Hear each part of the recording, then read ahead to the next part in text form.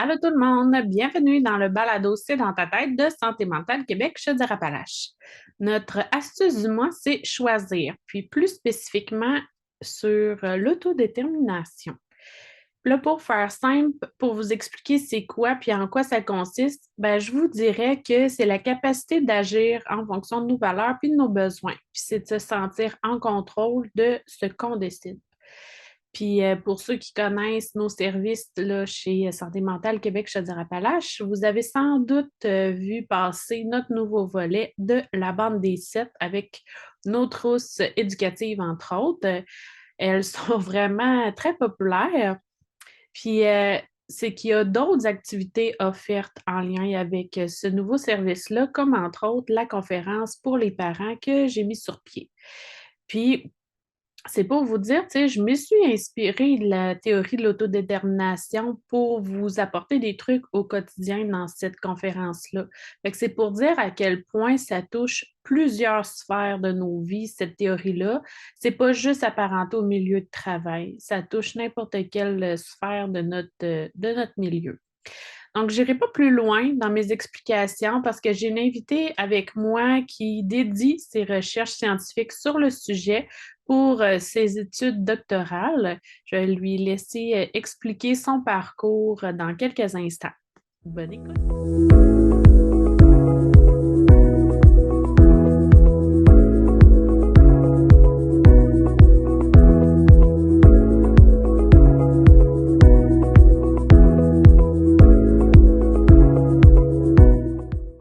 Donc, rebonjour tout le monde. Alors, me voici en compagnie de notre invitée d'aujourd'hui, Florence Jauvin. Allô, Florence.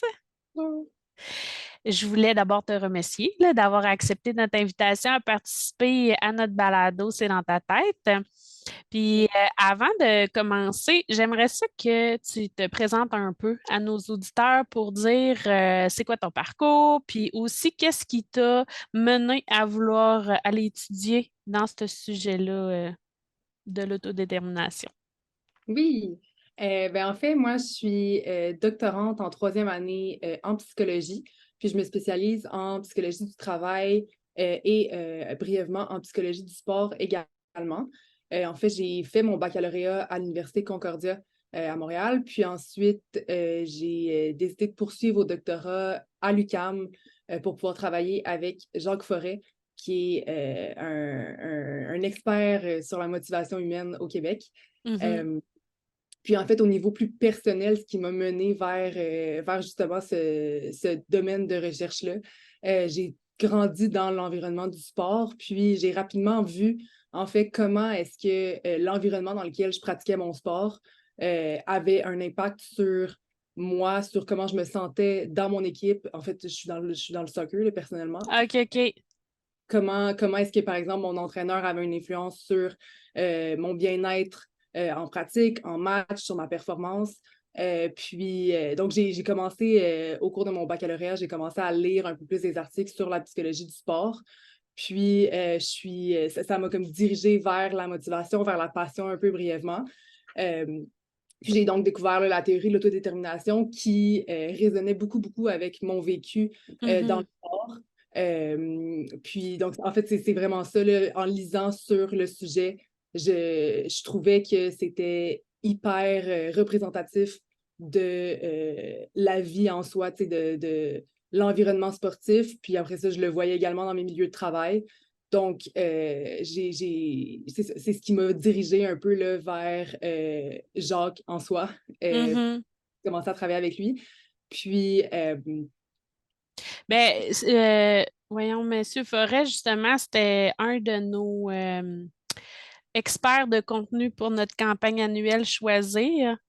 Fait que, puis c'est lui, justement, là, comme on disait tantôt, qui m'avait référé à toi pour venir nous parler de l'autodétermination. Mais, tu sais, cette théorie-là, justement, elle peut venir patauger dans n'importe quelle sphère de notre vie, hein. Tu sais, là, on dit qu'on se concentre peut-être un peu plus sur le travail dans nos explications d'aujourd'hui, puis un peu le sport, mais tu sais, ça peut être dans n'importe quelle sphère. Tu disais même tantôt que ça avait un lien avec l'éducation. Ça, on va pouvoir y revenir, mais c'est ça aussi qui est intéressant, là. C'est très collé sur la réalité qu'on a, là. Ouais, c'est ça. Tu sais, en gros, la théorie vient un peu expliquer c'est quoi les nutriments psychologiques que les individus ont besoin pour pouvoir fonctionner de façon optimale OK. dans leur environnement, dans leur vie. Puis les trois besoins, on va y revenir, mais les besoins d'autonomie, de compétences, d'affiliation, ce qu'on dit, c'est que peu importe l'environnement dans lequel tu es, que ce soit justement en sport, en relation amoureuse, en éducation familiale, scolaire, peu importe, si ces trois besoins-là sont satisfaits dans notre environnement, en fait, ça va optimiser le développement humain, OK. tant au niveau là, du bien-être qu'au niveau du fonctionnement, comme par exemple la performance au travail ou de la performance en sport ou de la performance académique. OK. Puis, mais ça me fait penser, je vais me noter une question pour tantôt. Mais là, mettons qu'on starte ça de la base, là, qu'on explique aux gens c'est quoi la théorie de l'autodétermination pour qu'on comprenne tous de où on part. Parce que nous, on connaît un peu ça d'avance, là, veut pas, vu qu'on travaille le sujet, mais pour qu'on explique à notre auditoire c'est quoi ça, qu'est-ce que c'est. Oui, ben en fait, être autodéterminé en soi, c'est un peu le sentiment d'être l'acteur principal de sa vie. Donc, OK. d'avoir la liberté d'exercer ses propres choix, de s'engager dans les activités, dans les choses qui nous intéressent, qui nous stimulent, qu'on valorise, qu'on trouve importantes. Donc, ça, c'est le sentiment d'autodétermination. La théorie en soi, elle, c'est une macro-théorie sur les motivations humaines. Qui vient se concentrer vraiment là, sur le bien-être et sur le développement humain. Donc, est vraiment axée sur la réalisation de soi, par exemple. OK. Il y a plusieurs volets à la théorie qu'on va pouvoir décortiquer un peu plus tard. Là, mais d'abord, le continuum des motivations. Puis ensuite, on parle des trois besoins psychologiques fondamentaux, donc ceux d'autonomie, de compétence et d'affiliation que j'ai mentionnés. Mais en gros, on peut percevoir un peu là, les trois besoins et les motivations comme étant un peu les précurseurs de l'autodétermination en soi, euh, qu'on va pouvoir le ressentir dans notre vie, que ce soit dans n'importe quel domaine qu'on veut aborder. OK. Puis là, tu parlais de continuum tantôt, mais peux-tu nous expliquer un peu c'est quoi ce bout-là de la théorie? Ben oui. Ben c'est ça. En fait, la théorie explique que les motivations, tu sais, on entend souvent parler des motivations extrinsèques, des motivations Hmm. intrinsèques, comme étant deux choses qui sont opposées. Ce que la théorie propose, c'est que c'est plutôt un continuum de motivation. Donc, c'est pas nécessairement je vais être constamment motivé de façon extrinsèque. Là, je vais revenir sur le extrinsèque, ce que ça veut dire plus Ouais. précisément, ou strictement de façon intrinsèque. Tu sais, ça peut être un peu des deux. Ça peut être un jour, j'ai plus de motivation intrinsèque, l'autre jour, j'ai plus de motivation extrinsèque. Ensuite, il y a différentes façons de l'illustrer. Donc, il y a d'abord cette comparaison-là entre l'intrinsèque et l'extrinsèque. Nous, en fait, avec Jacques, puis dans nos recherches, on se concentre plutôt sur des motivations qu'on dit autonomes et des motivations qu'on dit contrôlées. Puis ensuite, il y a également la motivation qui Hmm. est l'absence de motivation. Dans le fond, Ouais. je ne sais pas trop pourquoi je m'engage dans quelque chose, je n'ai pas nécessairement de raison particulière. J'attends vraiment rien en retour, que ce soit de la gratitude ou que ce soit une récompense. J'ai juste pas de motivation. Ça, ce serait la motivation. Suite à ça, on a les motivations autonomes avec lesquelles je vais commencer. On parle de motivation qui est de plus haute qualité. Donc, ça englobe d'abord la motivation intrinsèque. Donc, ça, c'est, par exemple, quand je m'engage dans quelque chose par intérêt, par plaisir, parce que j'ai envie de le faire. Ouais. Ça, c'est intrinsèque parce que c'est à l'intérieur de soi. C'est ça. Donc, je m'engage dans une partie de soccer parce que j'ai envie de jouer au soccer, parce que j'aime le soccer en tant que sport. Euh, donc, ça, c'est une motivation qui est purement intrinsèque, qui vient purement de soi.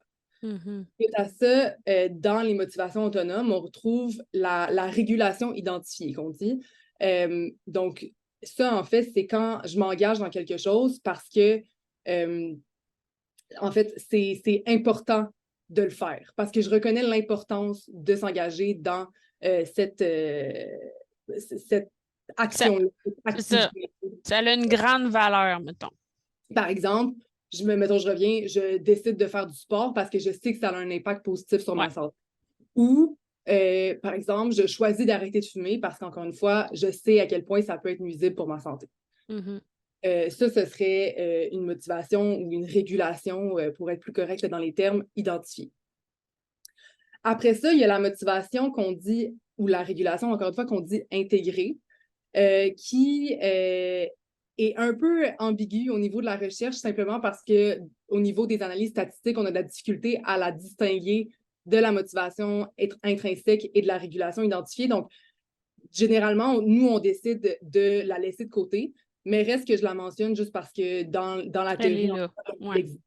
Donc, la Mhm. motivation intégrée, ce serait de s'engager dans quelque chose parce que l'activité est en cohérence avec nos valeurs. OK. Puis, suite à ça, en fait, on tombe dans les motivations qui sont plus contrôlées. Mm. Donc, on les dit là, de moindre qualité. Puis, ces motivations-là englobent d'abord la régulation qui est introjectée. OK. Donc, ça, on parle d'une pression interne de, par exemple, culpabilité, de Ah, honte, d'ego. Donc, c'est quand je vais agir d'une certaine façon pour convaincre les gens que je suis meilleure ou que quoi que ce soit. C'est par ego. Je veux montrer que je suis supérieure. Ou euh, je vais éviter de m'engager dans une activité parce que je ne suis pas super bonne, puis j'ai peur d'avoir honte. Fait que ouais. je vais éviter de faire quelque chose pour ça. Donc, c'est une motivation, c'est ça, qui provient là, vraiment d'une pression interne. Donc, au niveau là, du continuum de extrinsèque à intrinsèque, elle va être juste avant la régulation externe qui, elle, fait référence à des pressions qui sont à l'extérieur de soi, donc des récompenses, des punitions. Donc, Ouais. euh, Ça, c'est tout ce qui est extrinsèque, là, justement. exactement. Donc, je veux, je veux jouer au soccer parce que je veux avoir une médaille. Mhm. Je m'engage dans une compétition strictement pour avoir le trophée en bout de ligne et non pas parce que je veux, par exemple, m'épanouir dans mon sport. Puis, on peut faire un bon contraste avec la motivation introjectée. Euh, je veux m'engager dans un sport où je veux gagner un tournoi strictement parce que je veux prouver que je suis capable de le faire. Ouais, OK. OK, OK, OK, ouais. Mais, tu sais, les gens, puis là, ça me fait pas mal penser au côté famille, là, où est-ce que ils diabolisent beaucoup la motivation extrinsèque, là, ah, pas de récompense, pas de ci, pas de ça, faut que ça vienne de lui, mais tu sais, il faut à un moment donné commencer à quelque part, là. Je sais pas si c'est si diabolique que ça, les motivations plus extrinsèques. Je sais pas si cette théorie-là amène un point là-dessus, là. Ben, en fait, ce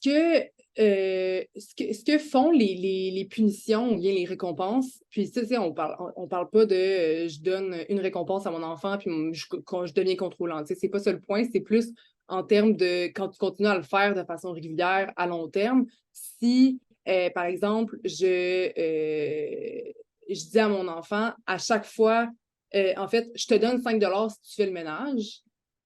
Puis l'enfant commence à associer un peu la tâche du ménage à l'argent. Éventuellement, ça devient un peu contrôlant dans le sens où on s'engage dans quelque chose strictement pour avoir l'argent. Ouais. On Puis, tu fait- sais, est-ce que, parce qu'il y en a qui vont dire, ben, ah, je fais ça pour qu'ils apprennent c'est quoi le travail, tu sais, que l'argent, ça tombe pas du ciel.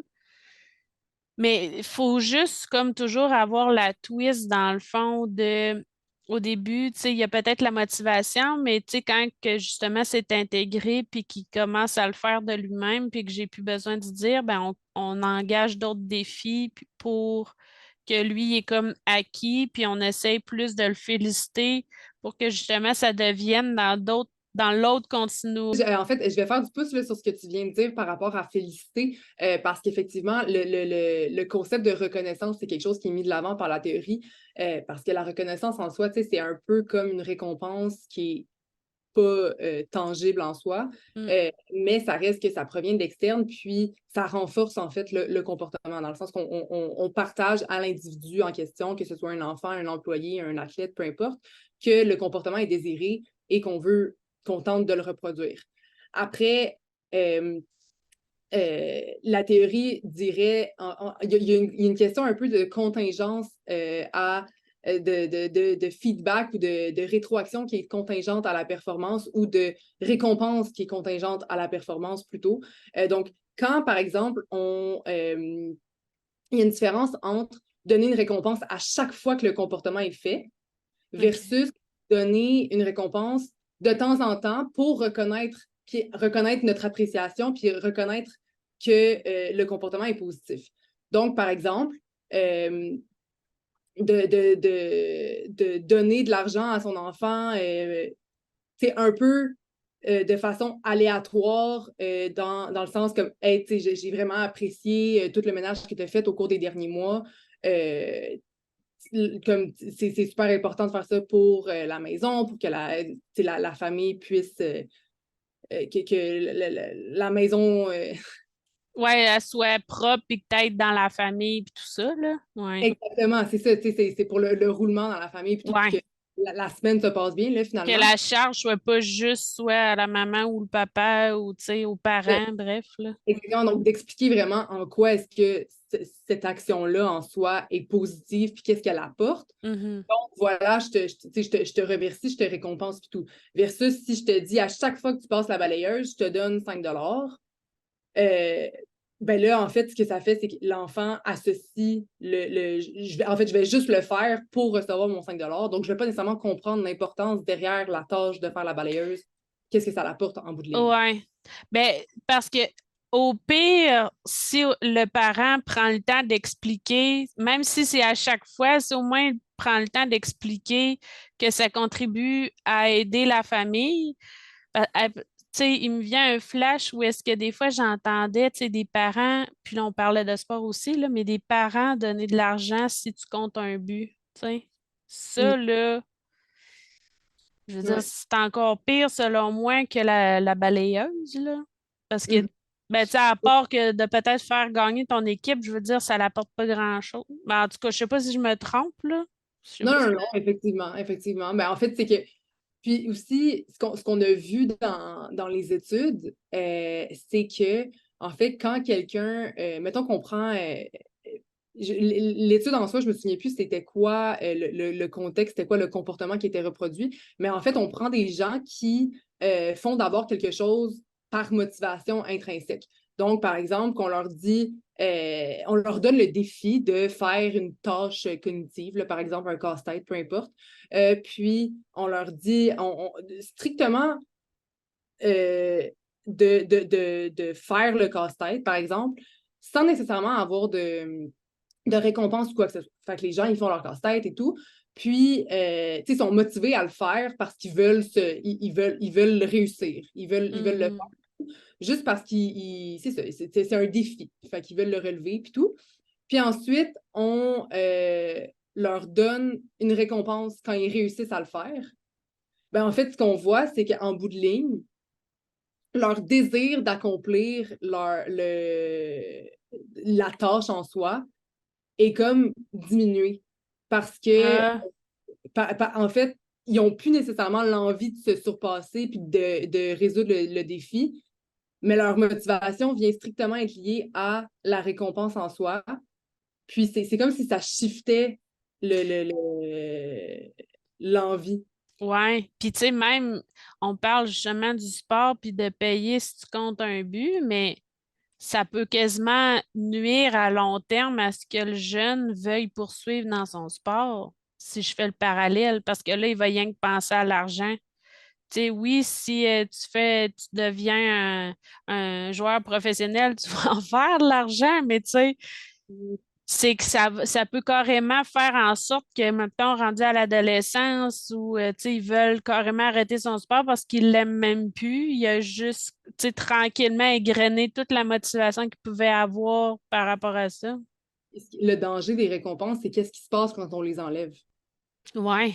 Pense quand le parent arrête de donner 1 dollar ou X nombre d'argent à chaque fois que l'enfant fait un but, tu sais. Mm. C'est là justement que le drop va être, la diminution comme drastique de motivation va être vue. Ouais, c'est ça. Vaut mieux, c'est ça, vaut mieux féliciter d'une autre façon que comme ça. Mais, fait que là, tu sais, par rapport au continuum, mais est-ce qu'on avait pas mal fait le tour ou ou je t'ai coupé puis il manquait un bout? Non, en fait, on a fait le tour. OK. Puis là, tu parlais aussi des trois besoins qu'on va pouvoir comme décortiquer chacun, mais moi, tantôt, comme je te disais, ça m'a popé une question. Parce que, tu sais, la fameuse échelle de Maslow, là, le petit triangle, ben ça, c'est des besoins, là, tu sais, genre de besoins de base, ah là là, mais ça a-tu un lien, ça? Tu sais, est-ce que les trois besoins s'insèrent en quelque part dans Maslow ou c'est comme vraiment une autre façon de voir les besoins fondamentaux d'une personne? Je ne sais pas si tu me suis dans ma question, Oui, là. ouais, non, je comprends vraiment ce que tu veux dire.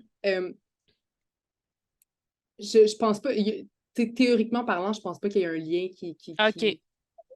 mais je pense qu'on peut en faire un. Dans la théorie de Maslow, on parle des besoins d'abord physiques, là, tu sais, de Ouais. courir et tout. Donc, Mhm. ceux-là, on ne va pas nécessairement les voir dans la théorie de l'autodétermination. OK. Par exemple, quand on monte en haut de la pyramide de Maslow, on se rend compte qu'il y a les besoins sociaux. Ouais. Euh, il y a des besoins aussi de. J'ai le terme en anglais, là, self-actualization, mais Ouais, l'actualisation de soi, genre, là, ouais. exactement. Euh, Puis, en fait, donc c'est ça, en fait, je dirais que les besoins psychologiques de la théorie vont peut-être se retrouver. En fait, on va pouvoir les retrouver dans la pyramide de Maslow, mais Dans la euh, portion plus en haut, mettons. c'est ça, je me souviens plus exactement là, c'est quoi l'ordre, mais Ouais, mais effectivement, non plus. Mais tu sais, je trouvais que ça faisait un lien parce que je savais que plus haut, ça commençait à ressembler un peu aux trois besoins qu'on ouais, parle, là, ouais. ouais, effectivement. OK. Puis, tu sais, en fait, la théorie le mentionne, mais les trois besoins, on peut les voir comme trois nutriments. Tu sais, on a Ouais. besoin de ça pour pouvoir atteindre un certain niveau de bien-être, un certain niveau de réalisation de soi.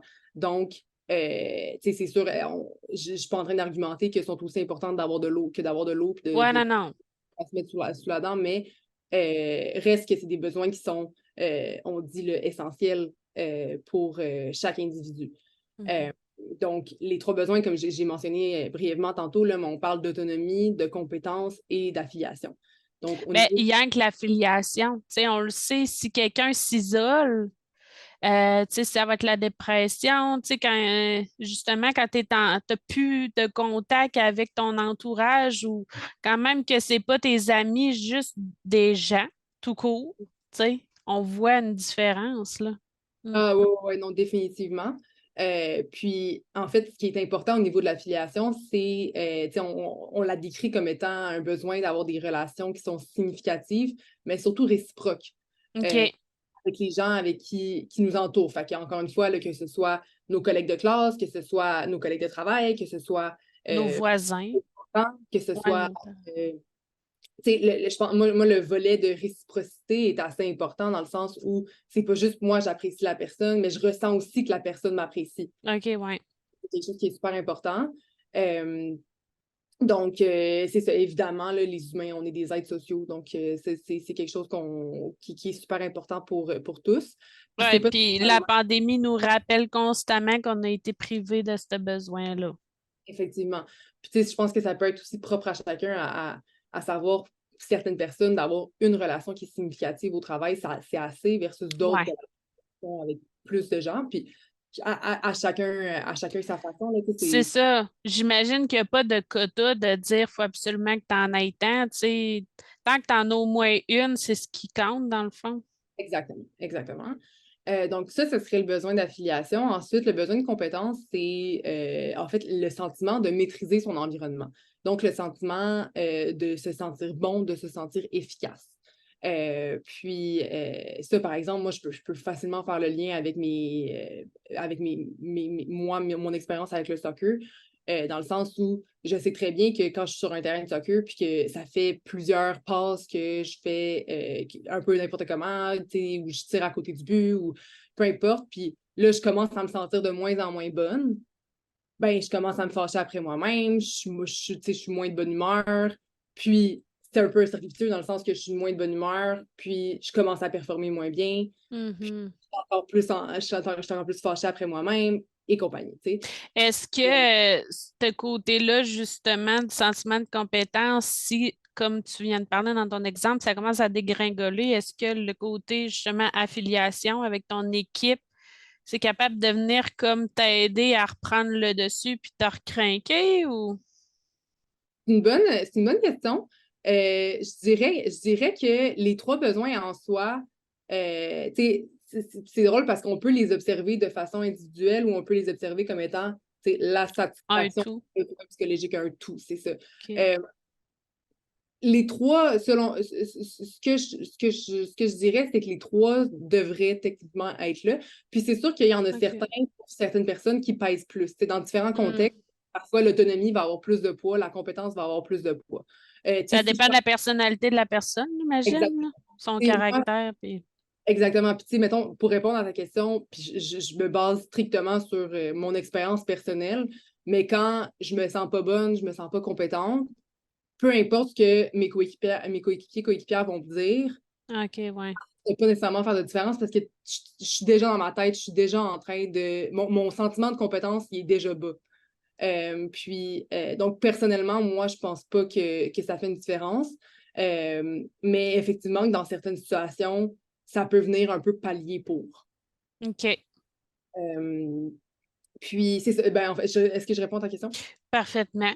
Puis dans le fond, sentiment de compétence, est-ce qu'on pense à tout le concept estime de soi, confiance en soi, c'est tout relié à ça ou pas tout à fait? Ben, en fait, je pense que on pourrait parler de sentiment d'efficacité. OK. Je pense que l'estime de soi, c'est peut-être un petit peu plus global dans le sens où ça peut être affecté par d'autres volets que la compétence à faire quelque chose. Mais effectivement que si je me sens moins bonne, mon estime à ce moment-là Mhm. moins bonne. Excepté que c'est OK. l'estime de soi, j'ai l'impression que c'est peut-être un construit qui est plus stable dans le temps. Ouais. Le sentiment de compétence peut fluctuer en fonction Ouais, de ouais, ouais. l'activité dans laquelle tu t'engages. OK. Ouais, c'est vrai. Mhm. Puis, dernièrement, c'est ça, le troisième besoin, soit le besoin d'autonomie, qui est plus directement lié au concept d'autodétermination là, de la Ouais. théorie. Mais le besoin d'autonomie, en fait, c'est se sentir libre de faire ses propres choix, de prendre ses propres décisions, d'être maître de ses décisions, de ses choix. Puis, tu sais, j'ai comme l'impression que justement, l'autonomie et le sentiment de compétence sont pas mal plus collés dans le sens que, tu sais, si tu as un sentiment d'être capable de faire des choix, tu dis, ben, crime, je dois être assez haute pour ça, donc je me sens compétent, tu sais. On dirait, tandis que, tu sais, affiliation, c'est comme, on dirait que je les sens plus connectés, ces deux-là, que affiliation, mais. Mhm. Ouais, ben, il y a certains articles qui disent que justement, c'est ça, les besoins d'autonomie de compétences sont plus proximales, lui d'affiliation est parfois un peu plus distal en termes de performance, justement, là, euh, Ouais. ou en termes de bien-être. Euh, mais reste de dire que le besoin d'affiliation est tout aussi important. Ouais, oui. Mais Parce effectivement, que la le compétence. besoin de l'affiliation, ça touche, c'est même quand, parce qu'actuellement, dans notre campagne annuelle de cette année, on est dans créer des liens, justement. Fait que je trouve tellement que ça vient, tu sais, à chaque fois, à chaque campagne annuelle qu'on a eue, il y a toujours l'aspect de l'entourage, tu sais, il y a toujours l'aspect de l'importance d'être entouré de bonnes relations. C'est même par rapport à s'accepter, l'acceptation de soi, même par rapport à découvrir, aller voir vers les autres, choisir, justement, quand on parlait d'autodétermination, tu sais, il est toujours là, il est omniprésent. C'est tellement essentiel et vital. Là. Mm. Oui, c'est ça. Puis, donc, c'est ça. Dans le fond, ça, c'est les trois types de motivation, là, autrement dit. Ben, ouais, les trois besoins psychologiques, oui. Puis OK. les trois besoins psychologiques, généralement, là, dans un environnement, donc on revient à l'environnement de travail, Ouais. favoriser des motivations de plus haute qualité, donc des motivations autonomes. En fait, la satisfaction de ces trois besoins-là, ce serait comme un peu le précurseur pour favoriser la motivation autonome.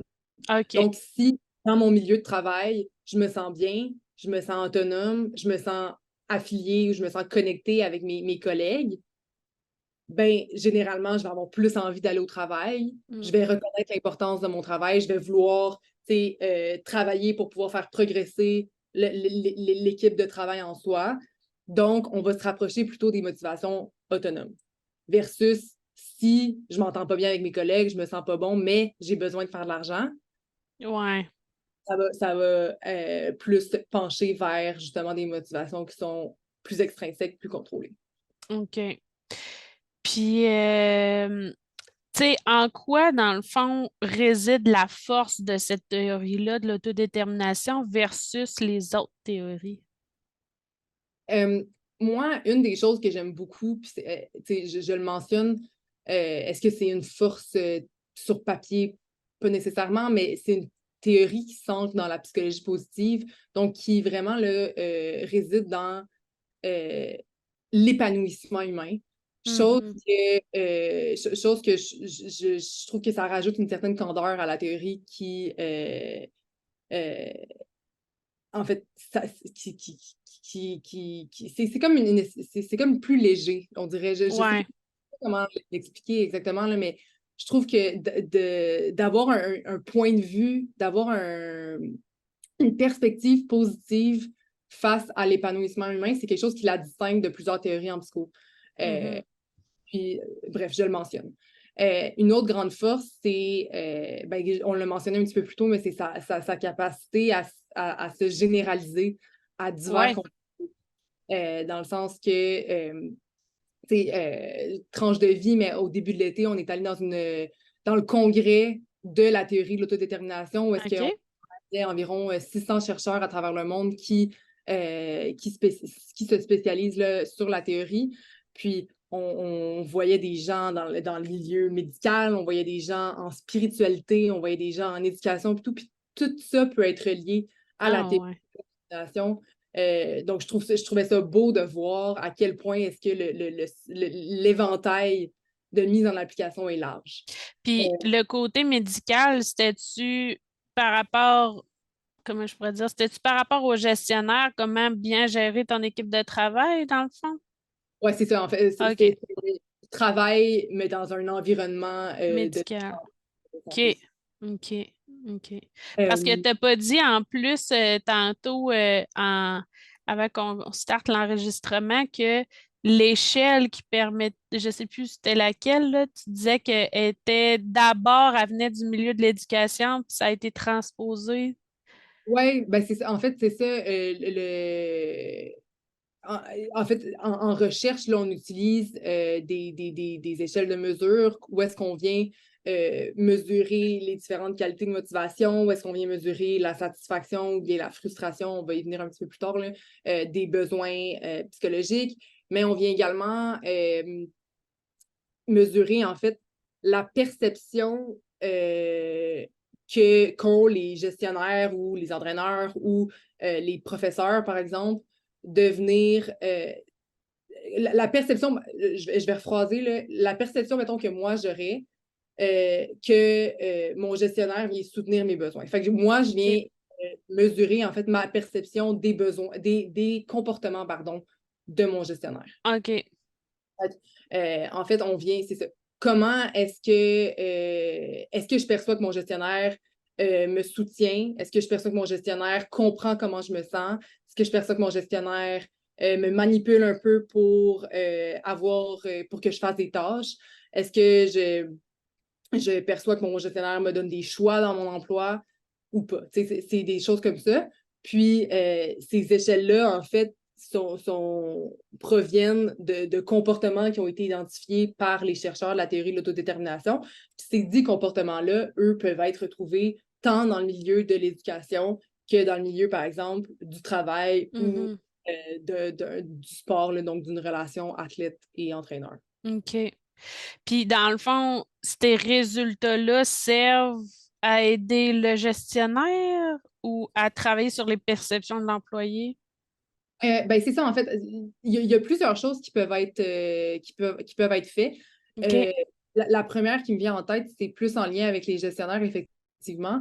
Donc, je sais que je mentionne encore Jacques, là, mais Jacques a mis en place avec des collègues une formation qui cherche un peu à identifier les comportements que les gestionnaires pourraient adopter pour justement venir satisfaire les besoins, deux, faciliter ou bien optimiser la motivation de plus haute qualité chez les employés. OK. Euh, donc, en fonction des résultats qu'on a, en fait, nous, on voit comment est-ce que ces perceptions de comportement-là ont un impact sur performance, intention de quitter, par exemple, au travail, santé psychologique et compagnie. Puis, encore une fois, ces études-là doivent être faites dans les autres domaines également. Là. Puis, en fonction de ces résultats-là, ben, on monte, il y a des formations ou des conférences qui sont montées pour venir identifier, bon, ben, vous voyez que ces comportements-là qui sont de nature un peu plus contrôlante mènent à davantage d'intention de quitter dans votre organisation. Donc, voici quoi faire pour remédier à la situation. Puis ce OK. qui est bien, encore une fois, avec justement une autre des forces de la théorie, c'est que les comportements qu'on identifie, ou soit dans les questionnaires ou soit dans les formations après, c'est des comportements qui sont d'abord très, très, très précis, là, dans le sens où c'est pas nécessairement. C'est assez concret, là, dans le sens où c'est est-ce que mon gestionnaire. Est-ce que je ressens que mon gestionnaire entend ce que je dis, entend les émotions derrière ce que je dis quand je lui parle? C'est pas un. C'est facile de répondre si c'est oui ou si c'est non. Ou si c'est un peu, ou je veux dire, c'est des échelles qui sont un petit peu plus, de OK. fluctuation.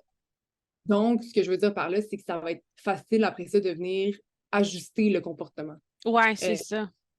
il y a une facilité d'ajustement au niveau des différents comportements qui sont identifiés. Mhm. Si ajustement est nécessaire. Mhm. Puis, pour revenir justement aux forces là, de cette théorie-là, je me souviens que tu avais dit justement qu'elle était applicable, tu sais, tellement facilement, cette théorie-là. Tu sais, Mhm. que ça collait vraiment facilement et rapidement à la réalité des gens, hein. Ouais. Mm. Ouais, non, effectivement, c'est une théorie qui s'applique à beaucoup de gens. Puis, tu sais, je pense que ayant moi-même parlé avec beaucoup d'athlètes, juste dans le cadre de ma thèse, par exemple, tu sais, on le ressent, là, de voir comment est-ce que, en fonction des comportements d'un entraîneur, je me sens plus ou moins bien, ou je me sens plus ou moins performant. Donc, c'est facile de voir les environnements sous un angle de la théorie. Euh, Ouais. Parce que, tu sais, même si chaque personne est différente, puis qu'il y en a qui vont aimer la pression, puis, tu sais, va se sentir motivé par tel comportement, d'autres non, mais ça reste que, j'imagine, il y a toujours les grandes lignes qui ressortent tout le temps, tu sais, les mêmes points communs qui ressortent tout le temps, justement. ouais. Mm. Puis là, tantôt, on parlait de frustration. Tu dis, on va y revenir. J'aimerais ça justement qu'on parle de ça, là, satisfaction, frustration, puis insatisfaction même qu'on a dit, tout qu'il y avait, là. Ouais, Juste, ben, ouais, en fait, tu sais, quand on parle d'avoir les trois nutriments, on parle de satisfaire les trois besoins psychologiques. ouais, Donc, d'être dans un environnement où est-ce que on se sent justement connecté, compétent et autonome. Donc, ça serait par exemple dans un milieu où est-ce que, comme j'ai mentionné, je m'entends bien avec mes collègues de classe, où est-ce que je performe, ou je me sens bonne dans ce que je fais. Puis, au niveau de l'autonomie, ça serait par exemple si on prend un contexte là, de classe à l'école, ça serait mon prof me donne des choix par rapport à comment est-ce que comment est-ce que la classe souhaite apprendre. Comment est-ce qu'on préfère avoir des classes où est-ce que c'est plus le prof qui est en avant qui donne la matière? Est-ce qu'on préfère apprendre en groupe? Est-ce qu'on préfère apprendre avec des groupes de discussion, par exemple? Donc, ça serait, mettons, un prof qui vient donner ces choix-là, puis l'étudiant ressent qu'il y a un mot à dire dans sa façon de recevoir son éducation. Est-ce que c'est la solution? Est-ce que l'étudiant doit devenir maître de la classe? C'est pas ce que je dis. Mais c'est vraiment plus de donner une opportunité de choix à l'étudiant. Ou, par exemple, dans sa façon d'étudier, si l'étudiant par exemple, arrive à la maison, puis les parents exigent une façon pour étudier pour l'examen, versus si l'étudiant peut lui-même choisir sa façon d'étudier, ses moments d'études, par exemple, ou autre chose, potentiellement que la personne va ressentir plus d'autonomie dans son étude, par exemple. Donc, à l'opposé de la satisfaction, de la frustration. Donc, ça serait l'inverse. Ça serait, mettons qu'on retourne dans un exemple dans le sport, je rentre dans mon équipe, puis je sens que les filles m'aiment pas. Je sens que les filles se mettent un peu contre moi. Donc, je me sens absolument... Non seulement je me sens pas connectée, mais je me sens pas aimée. Je me sens exclue, je me sens isolée. Donc, ça serait la frustration du besoin d'affiliation. Après ça, sentiment de compétence. Ben, comme j'ai mentionné un peu, ça peut être personnel dans le sens où moi, je me trouve pas bonne, mais ça peut être aussi, par exemple, mon entraîneur commence à me faire des commentaires à chaque fois que j'ai le ballon, me disant que je fais rien de bien, chaque passe est raté, met de l'avant toutes les choses de pas correct, puis me mentionne pas, comme mettons que je fais un bon coup, me le mentionne pas. Donc ça serait la frustration du besoin de compétence. Puis, au niveau de l'autonomie, ben, en fait, ça serait, par exemple, mon entraîneur me dit de faire ça, mais m'explique pas pourquoi. Fait juste m'ordonne de faire des choses. Écoute absolument pas mes opinions. Puis quand je parle de mes opinions, on parle plus, mettons, là, de mes idées de jeu, mes idées de tactique, peu importe. On ne veut vraiment rien entendre de ça. C'est sa façon. Il veut que les choses soient faites comme ça. Donc, c'est comme ces joueurs sont un peu comme des robots, mettons, là. Puis, on suit ce qu'il dit. That's it. Ça serait une frustration du besoin d'autonomie dans le sens où je ressens que j'ai aucun mot à dire, j'ai aucun choix à faire dans ce que je fais. Donc, ça serait la frustration des 3 besoins. Un nouveau concept qui ressort, c'est l'insatisfaction ou bien l'inassouvissement qu'on dit des 3 besoins. Donc, plutôt que d'être un peu plus actif comme la frustration est, l'inassouvissement, c'est plus passif comme concept. Donc, ça serait plus, par exemple, on vient avec l'affiliation, c'est pas nécessairement que les gens m'excluent activement, c'est plus que je connecte pas avec mes collègues. OK. J'arrive au bureau, puis les gens m'intéressent plus ou moins. Je ressens pas vraiment que j'ai des affinités avec qui que ce soit. Fait que je me sens pas nécessairement détestée, mais je me sens un peu seule parce que je connecte avec personne. Fait que ça ici, ça va être plus... ça va être un exemple de... au lieu de rentrer dans le mal-être, je vais peut-être plus être dans Un inconfort, genre. m'ennuie. C'est ça. Je Ouais. suis pas confortable, je m'ennuie plus que je suis activement malheureuse. Donc, ce serait ça un peu le contraste entre les trois. OK, OK. Puis, tu m'avais parlé aussi que tu aimerais ça, justement, expliquer les comportements des gens qui peuvent adopter pour diminuer leur frustration ou bien même optimiser tout le côté de leur apprentissage là, par rapport au comportement. Oui, effectivement. Ben, en fait, au niveau des comportements qui facilitent, là, qui optimisent la satisfaction des besoins. On parle évidemment d'offrir des choix, comme je l'ai mentionné. On parle de reconnaître les émotions des autres. Donc, puis d'être à l'écoute, d'être ouvert à les recevoir aussi. Puis aussi d'expliquer le raisonnement derrière une règle. Donc, par exemple, justement, on revient au milieu de la classe. Il y a des règles dans une classe, c'est normal qu'il y ait des règles pour justement assurer le bon fonctionnement, mais d'expliquer en fait d'où proviennent ces règles-là, puis pourquoi est-ce que c'est important de les suivre, ben ça vient un peu, en fait, ça vient permettre à l'enfant, à l'étudiant de comprendre, puis, tu sais, ça vient peut-être un peu faciliter la motivation identifiée qu'on parlait un petit peu plus tôt. Donc, Mhm. l'enfant va agir parce qu'il comprend l'importance de faire la chose. C'est comme si on prend un exemple dans le milieu du travail, c'est pas vrai que toutes les tâches qu'on a à faire sont plaisantes, mais il y Ouais. a des raisons pour lesquelles on doit les faire. Les tâches administratives, généralement, il y a des gens à qui ça plaît pas. Mais ça reste que c'est super important pour assurer la suite des choses, pour pouvoir justement s'engager dans des tâches qui sont peut-être un petit peu plus stimulantes, un petit peu plus agréables. Mhm. Donc, encore une fois, de venir justifier, de venir expliquer le rationnel du pourquoi est-ce qu'on doit faire ces tâches-là, ça vient justement ben, optimiser un peu là, les motivations de plus haute qualité. Mhm. OK. À l'opposé, on parle les comportements plus contrôlants, là, je veux dire.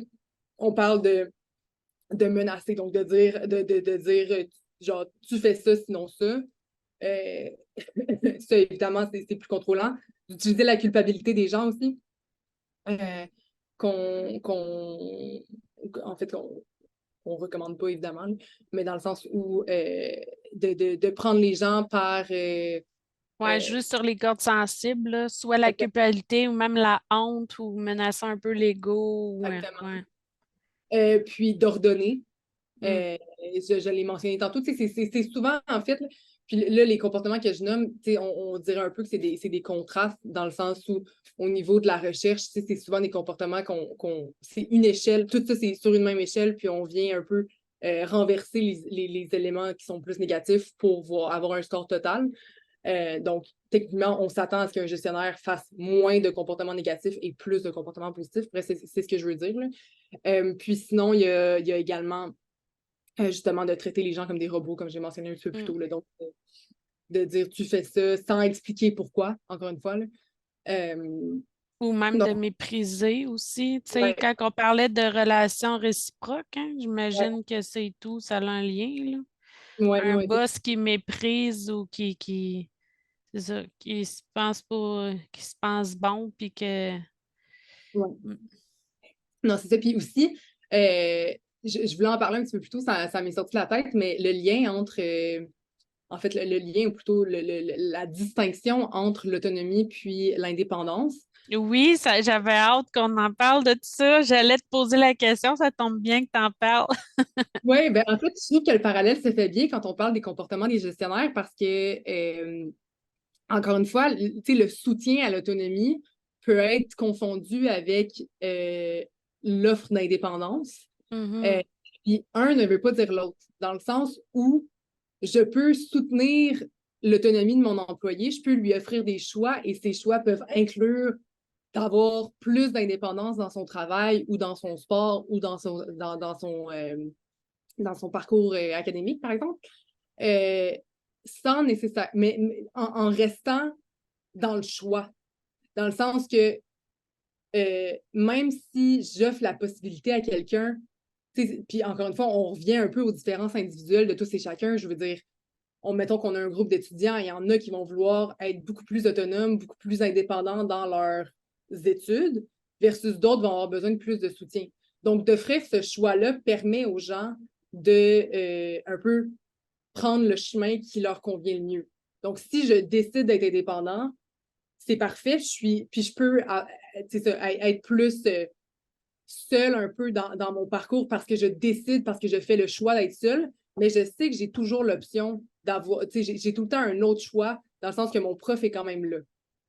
Puis ça vient un peu faire le contraste entre le style de leadership qui vient soutenir les besoins versus le leadership qu'on appelle laisser faire, qui est un peu plus, un leader qui va être un petit peu plus détaché, qui va plus être, ben, en fait, qui va pas nécessairement euh, être aussi attentionné ou du moins donner autant d'attention à ses employés qu'il le devrait.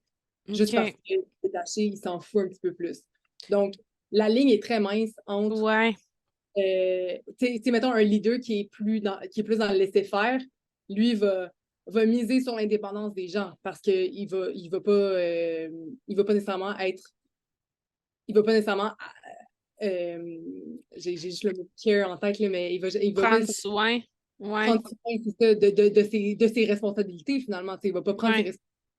Versus un leader qui soutient l'autonomie, il va venir offrir plus de choix. Donc la personne, même, même si elle est seule, ça va être un choix d'être seule. Quand on est indépendant, des fois, c'est pas par choix. Des fois, on n'a pas Ouais. le choix d'être indépendant, on n'a pas le choix de se débrouiller seul parce qu'on est dans un contexte de vie comme ça.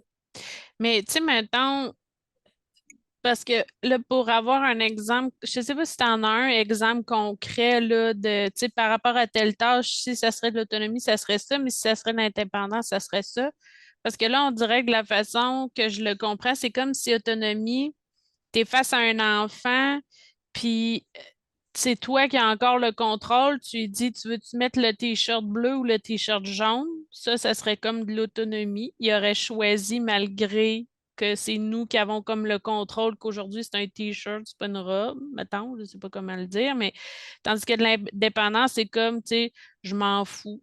Je sais pas, peut-être mon Ouais, exemple n'est pas bon, mais en fait, c'est sûr que, tu sais, on dirait que je m'embarquerais pas trop euh, dans les enfants, juste parce que les enfants ont moins le ouais. besoin d'indépendance. Ouais, non, c'est clair. Mais tu sais, c'était juste pour exprimer, Ouais, non, parce mais que je suis comme encore dans OK, mais concrètement, c'est quoi? mettons qu'on prend un exemple plus en lien avec le travail. Parce qu'encore une fois, c'est l'exemple qui me vient en tête. On offre, en tant que gestionnaire, je donne des tâches à mes employés. Puis, euh, par exemple, à un employé, là on parle de soutien à l'autonomie, je vais expliquer justement, tu sais, il y a ça à faire. Il faut le faire parce que ça va faire, encore une fois, expliquer le rationnel derrière, ça va faire avancer le projet et tout. Euh, tu sais, je te donne le choix dans l'ordre dans lequel tu veux le faire. Ça, c'est la liste. Il faut que la liste soit faite d'ici la fin de la semaine. Mais tu sais, je te donne le choix. Si tu as besoin de ressources, tu peux aller regarder avec tes collègues. Si encore une fois, l'ordre dans lequel c'est fait, tu choisis avec quelle tâche tu veux commencer, avec quelle tâche tu veux finir en fonction de ta charge cognitive à tel moment de la journée, tel moment de la semaine. Euh, si jamais tu as des questions, n'hésite pas à venir me voir, on verra ensemble versus un autre employé où est-ce que je fais juste donner la liste, puis je dis arrange-toi avec. Puis certains peuvent le confondre avec la personne va être autonome dans ce qu'elle fait. D'autres d'autres vont plus le percevoir dans le plus comme débrouille-toi, t'es indépendant, t'es capable de le faire tout seul. Ouais, c'est comme s'il y avait un laisser-aller puis un abandon, genre organise-toi tout seul, tandis que l'autre, genre organise-toi, mais si tu as besoin d'aide, je suis là. C'est ça. Puis après ça, l'indépendance peut être un choix aussi. Il Mhm. faut faire la clarification, là, dans le sens où certaines personnes sont très, très, très indépendantes et préféraient quasiment la deuxième option ou verraient pas nécessairement de différence entre la première et la deuxième option. Ouais. Ils sont plus à l'aise dans leur indépendance puis tout. Donc, je pense que le facteur qui fait vraiment la différence entre l'autonomie et l'indépendance, c'est le facteur de choix. Parce que l'indépendance, c'est pas tout le temps un choix d'être indépendant versus l'autonomie. Tu peux choisir Parce que d'être. c'est ça, tu sais, veux pas, des fois, en tant que gestionnaire, tu as comme une liste de tâches à donner, il faut que ce soit fait, mais il faut quand même que tu viennes vérifier si c'est bien fait ou tu sais, si ça correspond selon les normes de ce qu'on a l'habitude soit de produire ou. Fait que là, tu sais, les gens, ils pourraient-tu penser qu'ils sont pas totalement autonomes ou indépendants, tu sais, parce qu'ils ont comme une vérification qui est faite après sur leur travail? Euh, Je suis pas sûre. Attends, je suis pas sûre de bien comprendre la question. Euh, Comment je pourrais la reposer?